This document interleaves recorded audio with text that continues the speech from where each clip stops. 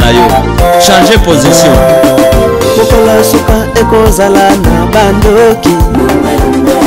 Bokola suka ekozala na barishe. Bokola suka makambo ye mabe politique. Mokile chauffé. Yo mama wete mwete. Merci éternel. Yo merci mon Père. Merci Esprit tout cette puissant. Mutuna libaya ya jugement. Shalom, shalom, bonjour très chers amis internautes de www.vengeancetv.com. Nous disons sincèrement merci. Merci pour votre confiance, merci pour votre fidélité à la chaîne Vengeance TV. Je sais que bientôt, ça sera une chaîne télévision, Vengeance Télévision, par la grâce de Dieu, par la grâce du Tout-Puissant. Je pense que nous allons encore aller plus loin ensemble avec l'homme de vengeance. Comme j'ai toujours l'habitude de dire, cet homme a remporté la victoire devant la guerre du 85 et aujourd'hui la troisième guerre mondiale qui est Covid-19. Alors, bien-aimés dans les seigneurs, c'est une joie pour moi de vous retrouver branchés sur Vengeance Télévision. Que Dieu vous bénisse.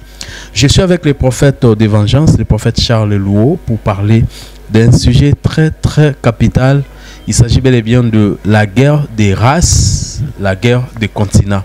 Alors aujourd'hui, nous allons pouvoir passer de très bons moments ensemble avec vous pour parler d'un sujet qui fait couler d'encre parmi le peuple africain, ensemble avec le prophète Charles, que nous allons passer de très bons moments et bien sûr avec vous, très chers internautes. Prophète Charles, bonjour. Bonjour bien-aimé Daddy. Alors c'est une joie pour nous de vous recevoir aujourd'hui.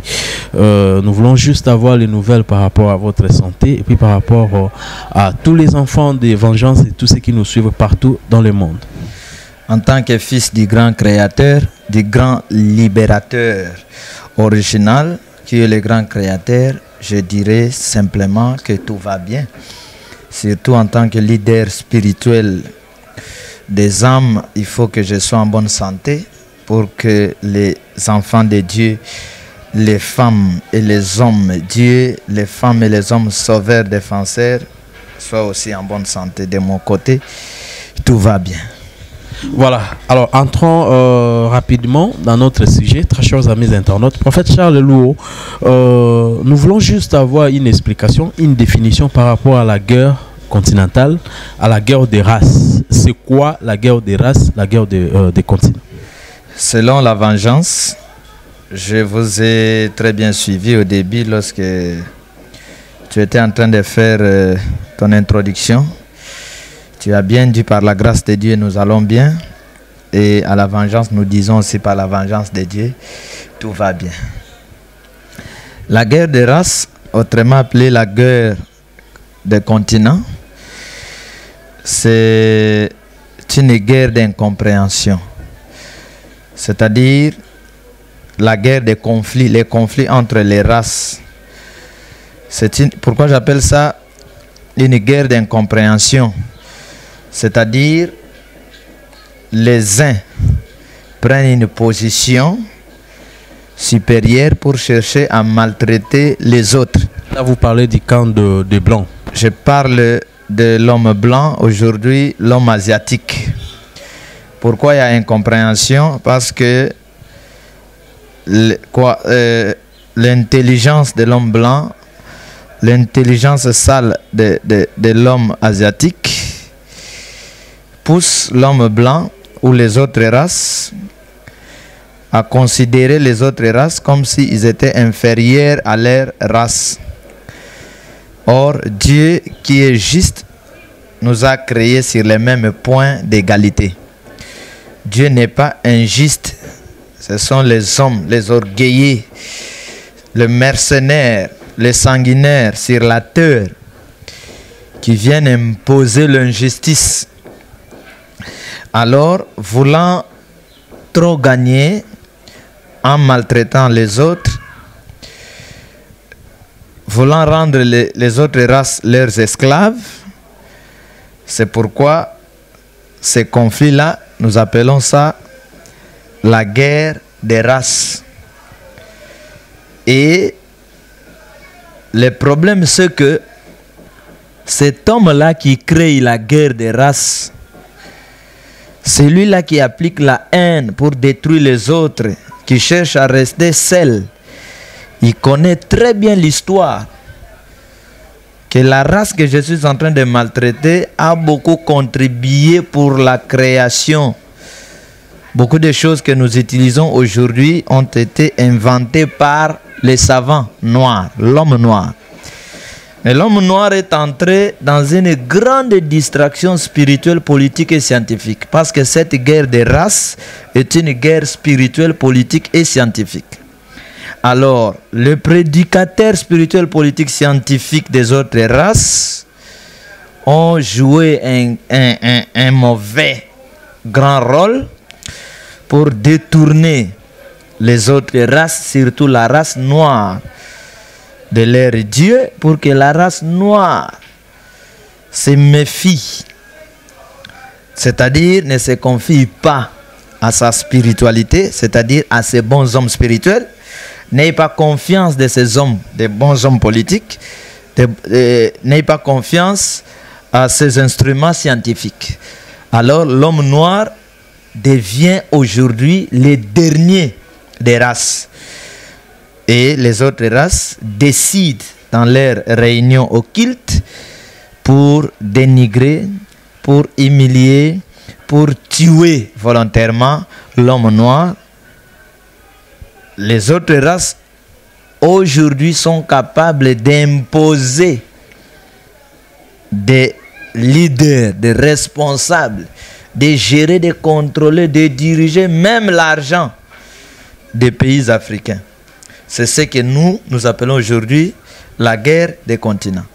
Alors, en tant qu'homme spirituel, un homme élevé spirituellement, c'est nous, les hommes spirituels, les sauveurs, les prophètes, qui venons pour intercaler les plans spirituels, politiques, scientifiques, diaboliques des autres races. Parce que nous connaissons qui est Dieu, comment Dieu a créé l'homme, quelle est la position de Dieu. Alors, nous venons aujourd'hui pour éclairer l'homme noir, l'homme africain, pour que l'homme africain ne soit plus esclave de qui que ce soit. Voilà, mon frère Dadi, ce que je peux d'abord répondre par rapport à ta question. Alors, prophète Charles Louola, à peine vous venez d'évoquer la question du prophète Simo Kimbangu. Simo Kimbangu ayant travaillé ou né en République démocratique du Congo, avec sa mission, c'était une bonne mission. Alors, il a été trahi par le sien. Alors, vous n'avez pas peur par rapport à ce que vous avez souvent l'habitude de Dieu et qu'un jour, et que vous soyez aussi trahi par vos propres frères. Parce qu'aujourd'hui, même, vous venez d'enseigner de se méfier aux traîtres. Je pense que c'est toi qui es mieux placé de donner cette réponse. Parce que tu es le proche de Papa Charles Louo. Et ce sont les proches qui trahissent. C'est-à-dire, c'est une question que toi, tu peux poser. C'est une question que toi, tu peux organiser une réunion pour poser de telles questions aux proches de Papa Charles Louo. Parce que les envoyés de Dieu, les sauveurs, ne craignent rien.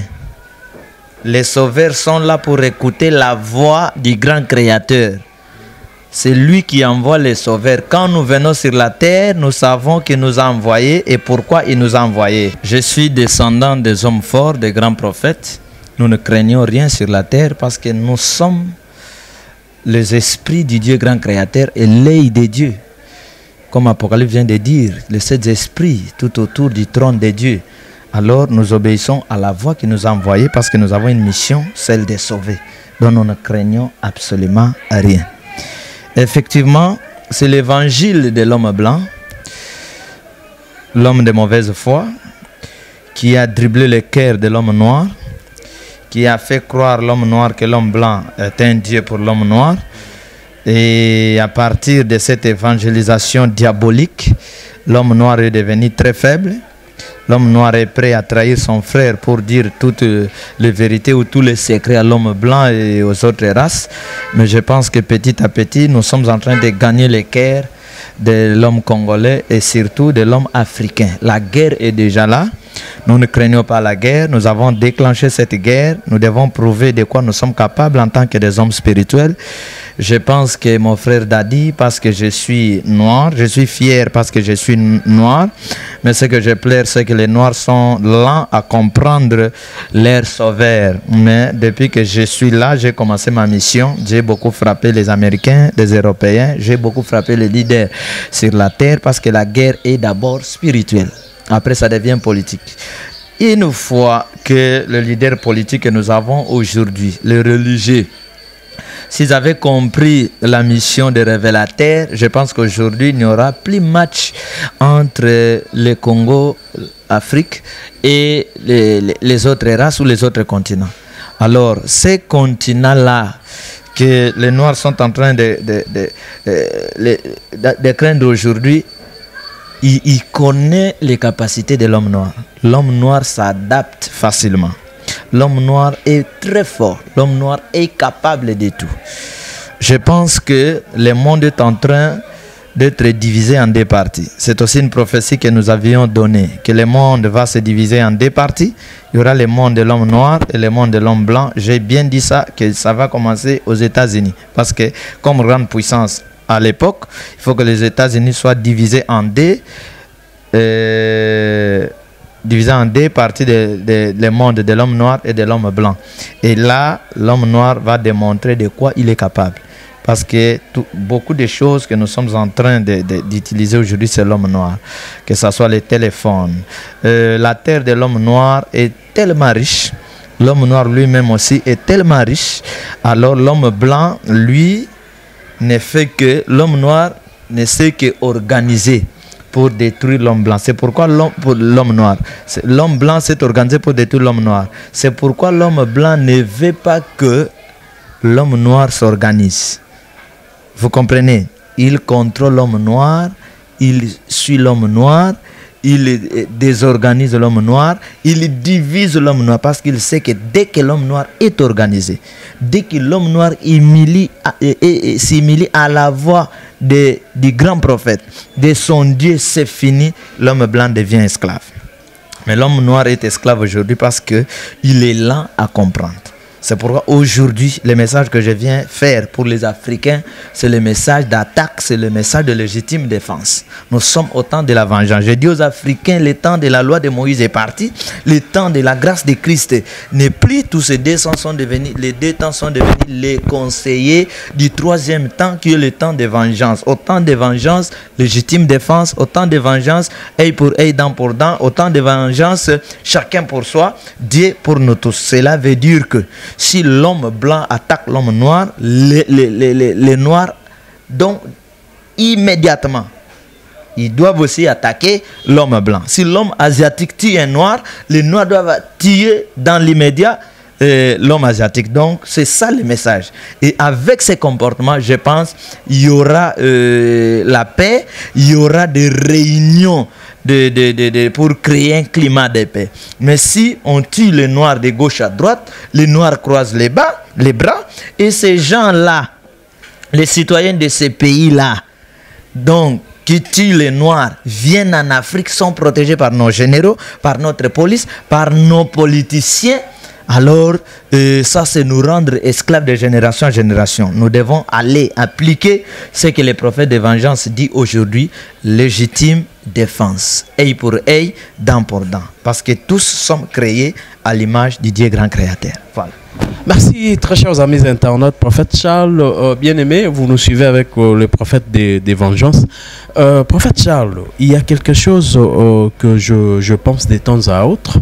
Quand je prends l'exemple de Gbagbo, de Kadhafi, ils ont été renversés par un jeune homme, un petit homme, que je peux dire comme ça, Sarkozy, qui vient au pouvoir. Voilà. C'est un foutard, un voleur. Sarkozy est un foutard, est un voleur, est un idiocodio. Voilà.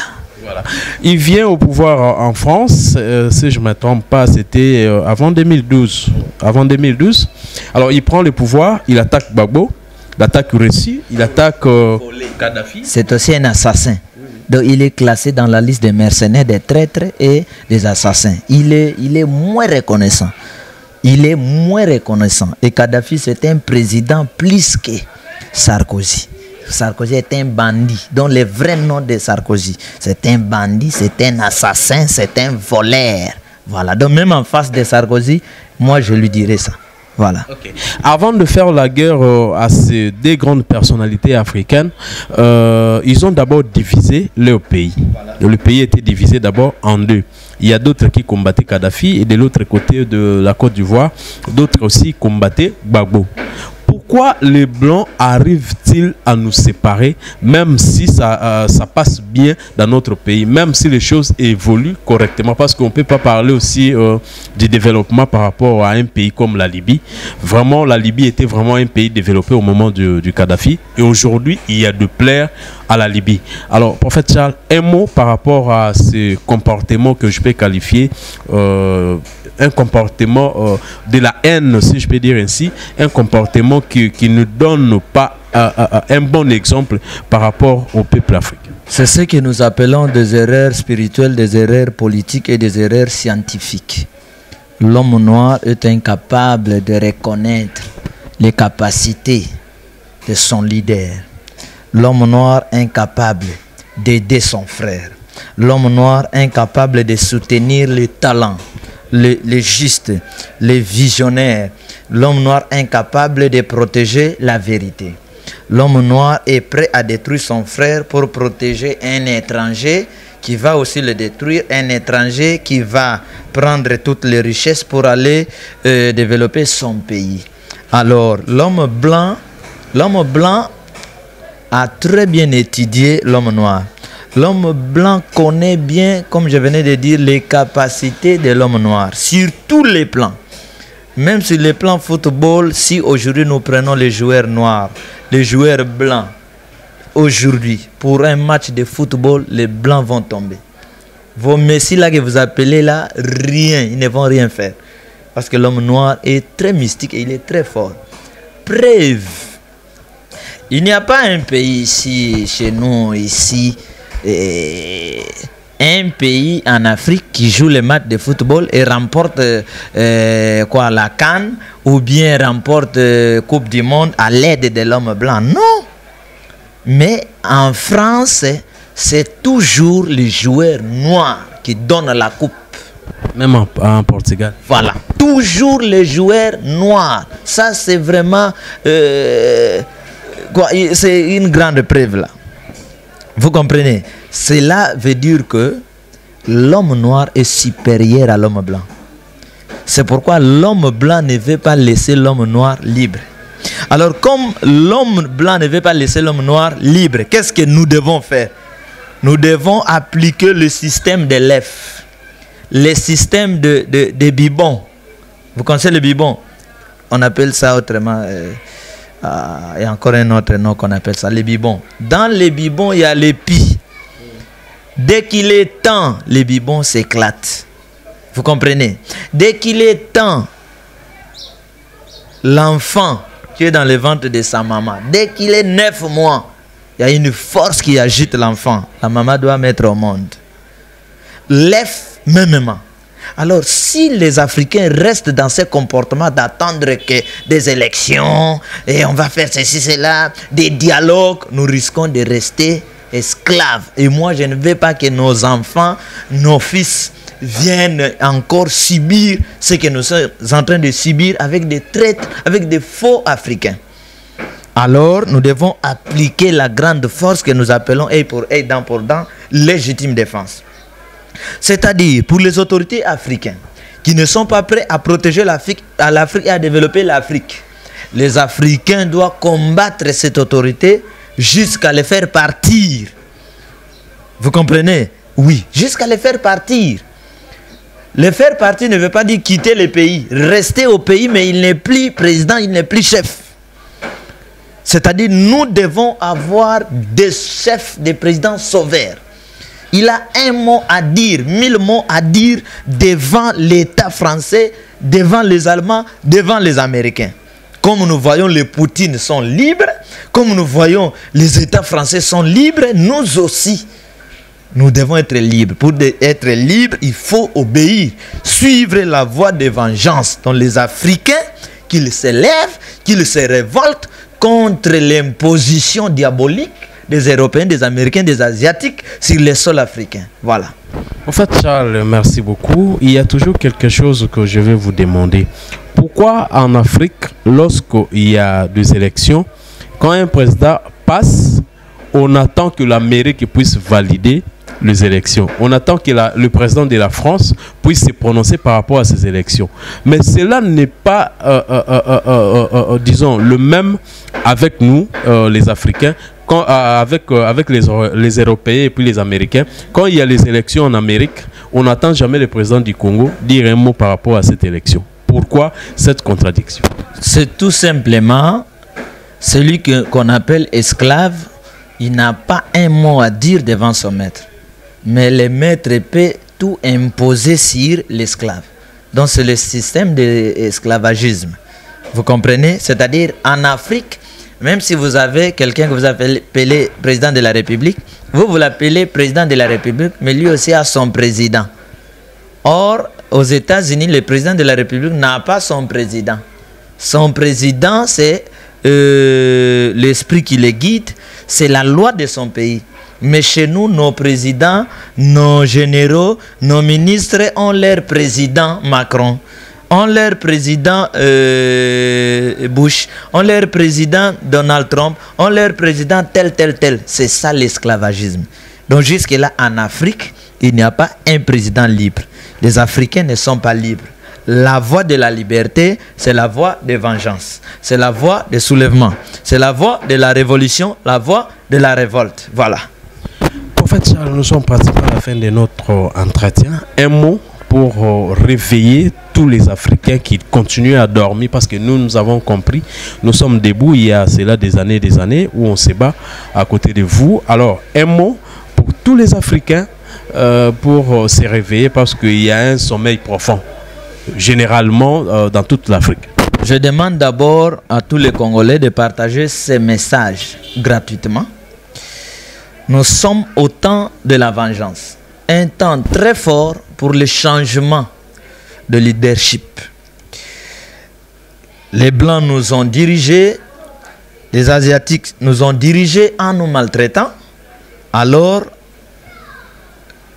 toutes les cloches des dieux ont sonné pour dire aux Africains, c'est le temps de l'Afrique, des Africains, de devenir leaders. Et dès que les Africains sont leaders du monde, vous verrez que le monde sera un autre monde. Un monde qui va très bien connaître Dieu, un monde de paix, de climat de paix. Parce que Dieu a donné aux Africains un vrai cœur d'amour. Nous avons un cœur d'amour, nous recevons tout le monde. Si aujourd'hui, nous sommes devenus aussi méchants, c'est parce que le monde ne nous aime pas. Alors, c'est ça aussi le comportement que Dieu a donné aux esprits. C'est-à-dire, Dieu a donné à chaque esprit un moyen de défense. Je demande aux Africains d'empêcher ce qui empêche les Africains. Nous sommes tous créés à l'image de Dieu. On vient nous dire avec les 10 commandements, ne tuez point. Oui, nous acceptons de ne pas tuer. Nous avons obéi à la loi de Moïse de ne pas tuer. Aime ton prochain comme toi-même, c'est ce que nous faisons. Mais pourquoi on nous tue? Ceux qui sont venus nous apprendre les 10 commandements, eux-mêmes des tueurs, ne volez pas, eux des voleurs. Alors, j'ai compris, ne tue pas, veut dire, ne tue pas celui qui te fait le bien, ne tue pas ton frère, ne détruis pas ton pays, mais l'ennemi qui vient détruire, égorger, dérober, vous devez le tuer. Je demande aux Africains d'attaquer ceux qui les attaquent, de maltraiter ceux qui les maltraitent, d'haïr ceux qui les haïssent. C'est la voie de la révélation, c'est la voie de vengeance pour que nous respirons. Les lions ne vivent pas selon les antilopes. Les antilopes ne vivent pas selon les girafes. Les crocodiles ne vivent pas selon quel poisson, les baleines. Non. C'est-à-dire, chaque peuple a sa façon de vivre. Alors, comme le monde entier ne veut pas que nous puissions vivre, nous, les Congolais. À notre tour, nous devons nous défendre. Que de se laisser, vous allez mourir pour dire, nous irons au paradis. Non, si on vous dit, vous ne voulez pas vous défendre, vous irez en enfer. C'est le prophète qui est l'éclaireur d'une nation, des citoyens. Voilà, la vengeance vient éclairer. Si nous voulons bien vivre, nous devons nous défendre, attaquer ceux qui nous attaquent. Voilà. Merci beaucoup, debout congolais, debout africains, et surtout un grand merci à tous ceux qui ont déjà compris, à tous ceux qui sont debout pour se battre contre les ennemis de nos pays africains. Vraiment, que Dieu vous bénisse. Nous sommes pratiquement à la fin. On se retrouve prochainement. Je dis à tous les Africains d'être debout afin de combattre pour leur pays. Et oui, prophète. Oui, je félicite le comportement de l'homme noir. Lorsqu'on a tué un noir aux États-Unis d'Amérique, les Noirs ont fait quelque chose. Félicitations. Félicitations encore aux combattants résistants. Lorsque ces Noirs ignorants est allé combattre ses frères, les combattants ont fait quelque chose. C'est ça l'esprit de vengeance. Donc vraiment, je félicite même les musiciens qui sont en train de chanter aujourd'hui pour réveiller les esprits africains. Je félicite Samuel Eto'o lorsqu'il était victime de l'injustice dans l'équipe de Barcelone. Ce monsieur a prouvé de quoi l'homme noir est capable en marquant des buts. Hein, il a fait tomber l'entraîneur. Donc vraiment félicitations, félicitations aux boxeurs, félicitations de gauche à droite et malheur à ceux qui sont là que pour empêcher l'homme noir d'aller de l'avant. Il soutient l'Américain, il soutient l'Européen. Pour humilier ses frères, ces gens-là sont des malheureux parce que l'esprit du grand créateur, des grands libérateurs est avec nous. Ceux qui combattent Congolais, Africains, son nom s'appelle la mort. Parce que Dieu a tourné sa face vers nous. Toutes les armées mystiques de vengeance sont avec nous. Nous allons vers la victoire pour remporter des grandes victoires devant ces combats des races et des continents. Voilà, merci.